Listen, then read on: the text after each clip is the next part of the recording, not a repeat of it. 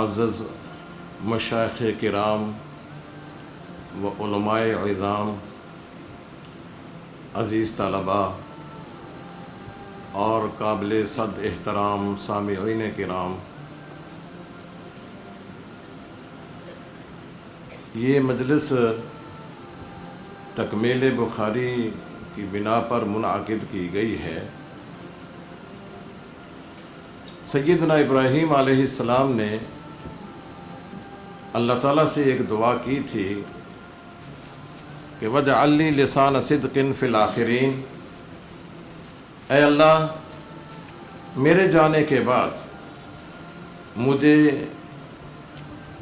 اچھے الفاظ سے لوگ یاد کریں، میرا اچھا چہرہ ہو۔ سیدنا ابراہیم کی یہ دعا اللہ تعالیٰ نے حرف بحرف قبول کی ہے۔ آج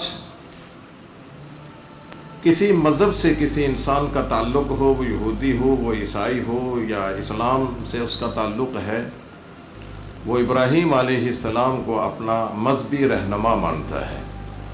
یہ اسی دعا کا نتیجہ ہے۔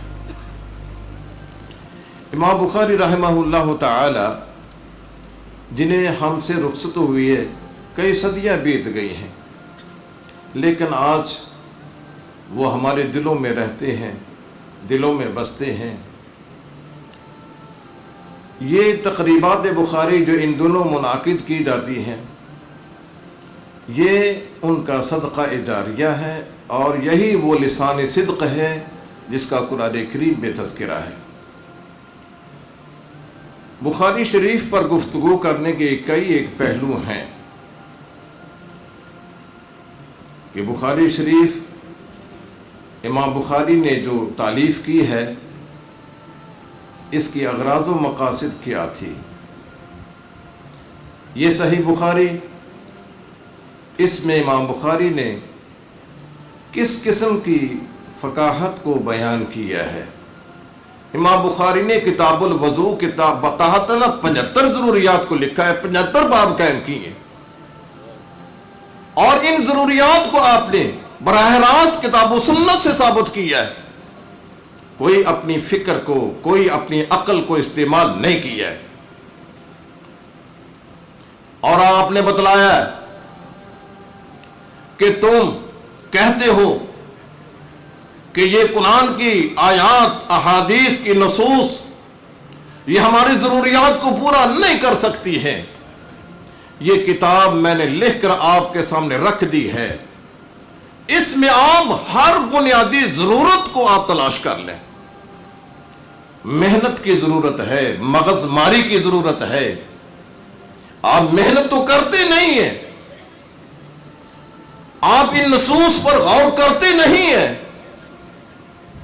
تو یہ غور و فکر کرنے سے بالا بالا تم جو مفروضے قائم کر کے یہ کتابیں لکھ ڈالی ہیں، مجھے وہ مفروضوں پر قائم مسائل بتلاتے ہوئے شرم آتی ہے۔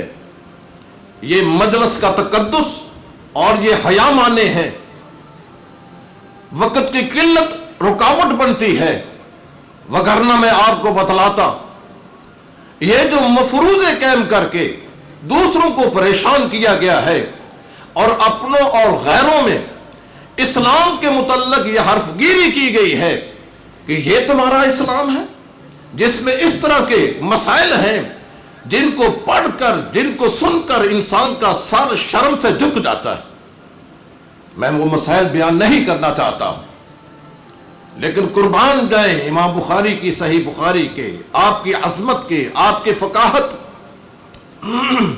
کہ آپ نے انسانی ضروریات کے تحت اس کا تعلق عقائد و نظریات سے ہو، اس کا تعلق مسائل و احکام سے ہو، اس کا تعلق اخلاق و آداب سے ہو، اس کا تعلق جہاد و قتال سے ہو، اس کا تعلق تعبیر و تفسیر سے ہو، اس کا تعلق زہد و رقاق سے ہو، ہر قسم کا حل امام بخاری نے اپنی صحیح میں بتلا دیا ہے۔